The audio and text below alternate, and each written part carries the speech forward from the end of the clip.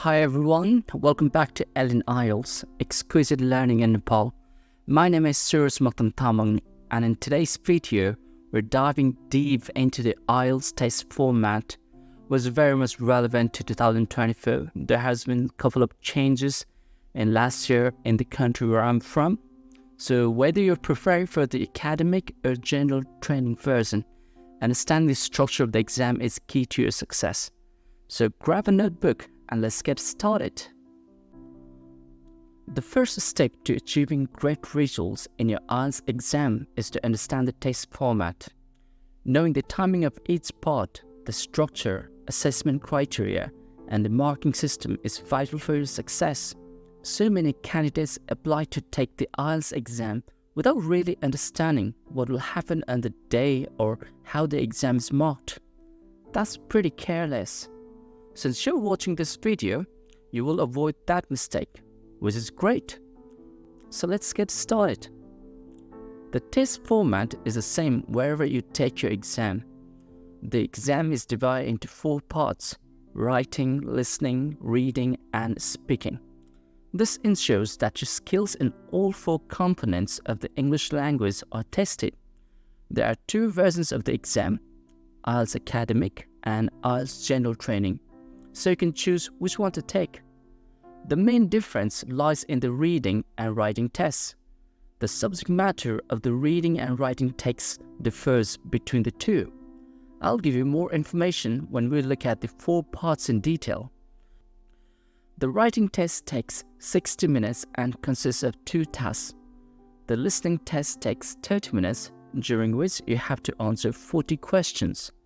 The reading test will last 60 minutes and also has 40 questions. The speaking test, which is a 3-part conversation with the examiner, lasts between 11 and 14 minutes. You will take the writing, listening, and reading parts of the exam on the same day, one after the other, with no break in between.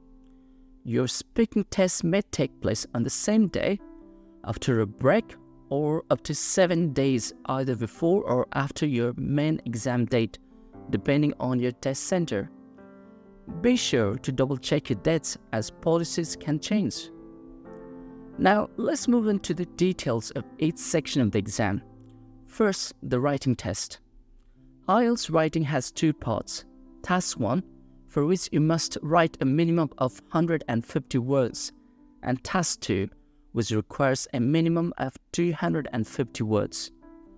The second task, the longer essay, carries twice as many points as the first, and you have 60 minutes to complete both tasks.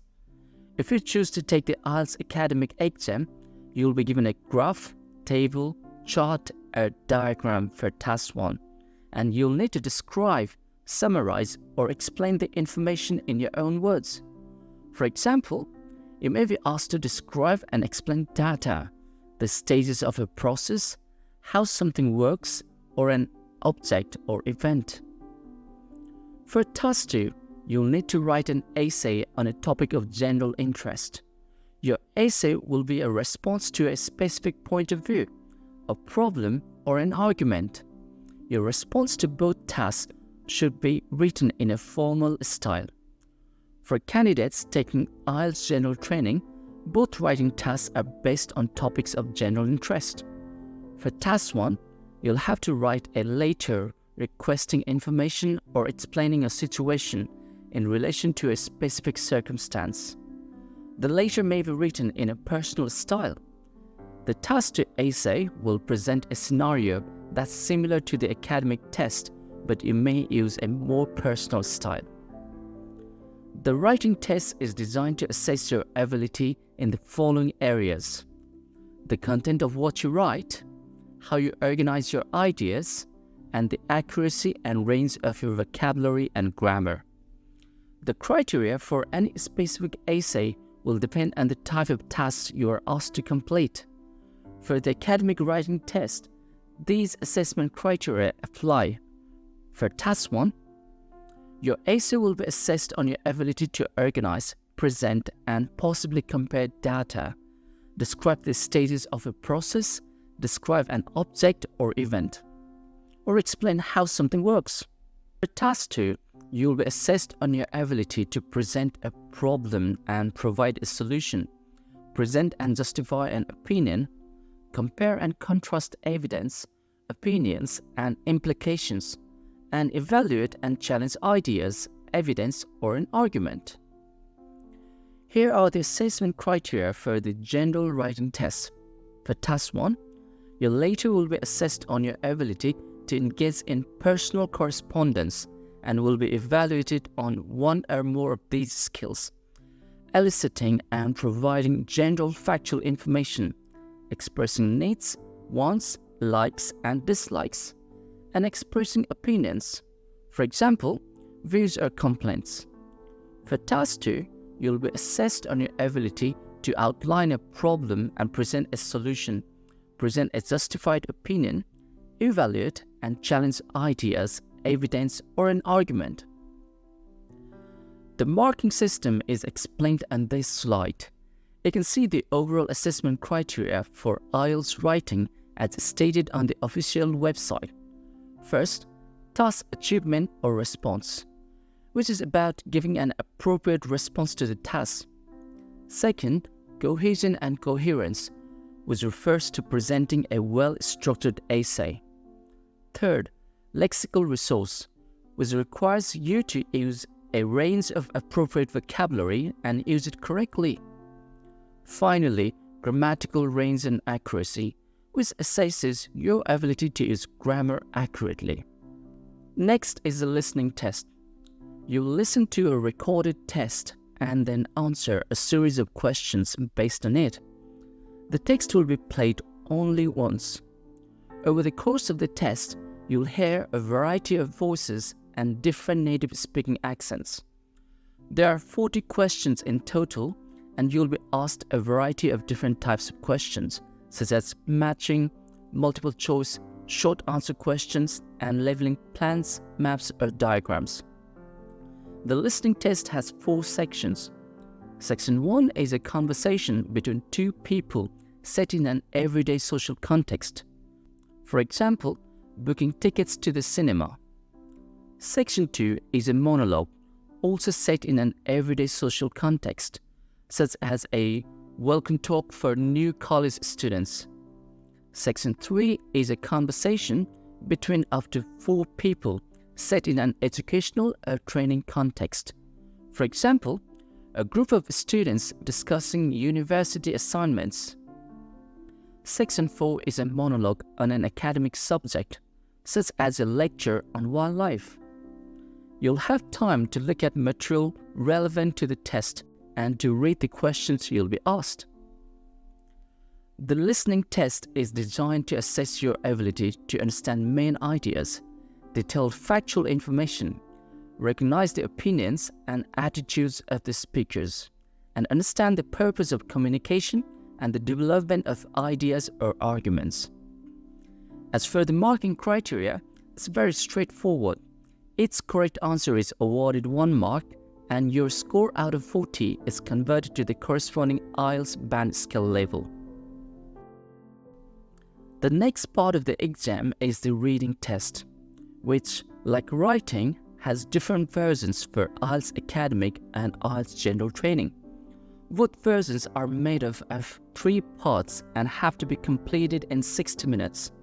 The difference between them is in the length and type of text.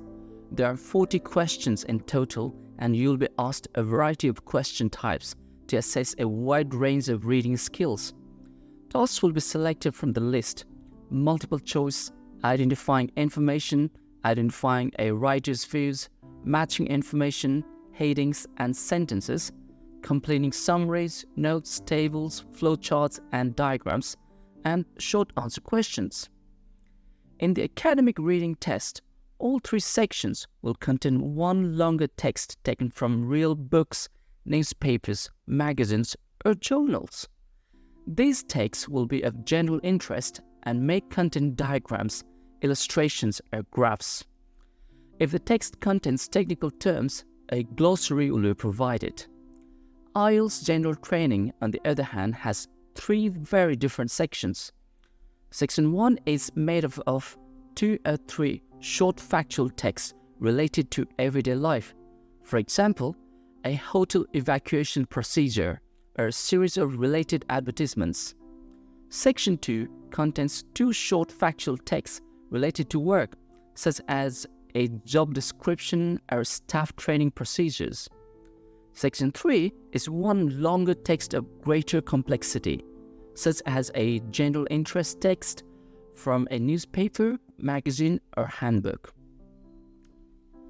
Both versions of the reading test are assessed using the same criteria: your ability to read for gist, main ideas, detail, and inferences, recognize a writer's opinions, attitudes, and purpose, and follow the development of an argument.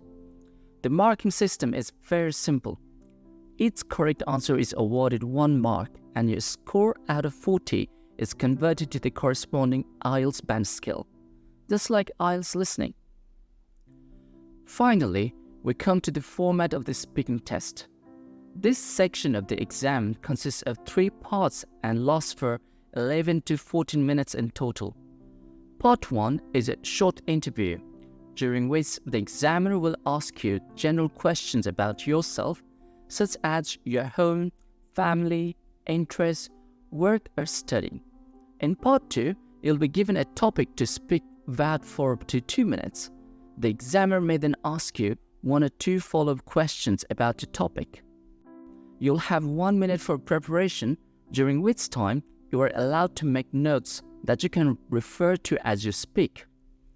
Part 3 is a 2-way discussion with the examiner, during which they will ask you more questions about your Part 2 topic, giving you the opportunity to show a greater range of speaking skills. The speaking test is designed to assess your ability to communicate opinions and information on everyday topics, speak at length on a given topic using appropriate language, and organize ideas coherently, express and justify opinions, and analyze, discuss, and speculate about issues. The marking criteria for the speaking test have 4 parts, each of which accounts for 25% of the marks: fluency and coherence, a lexical resource, which is vocabulary, grammatical range and accuracy, and pronunciation. The examiner will assess your skills in relation to these criteria as you speak and will give you an appropriate score on the IELTS band scale. That brings us to the end of our overview of the IELTS test format. Understanding the IELTS test format is an appropriate part of preparing for your exam. Think about this information as you practice your English skills and plan for your test. Don't forget to like, share, and subscribe to ELiN IELTS for more insightful content, and leave a comment below if you have any questions or need further guidance. Thanks for watching, and remember, with the right guidance and dedication, your IELTS journey can be truly rewarding. Until next time, keep learning and stay inspired. It's honest, genuine, simple, and successful IELTS.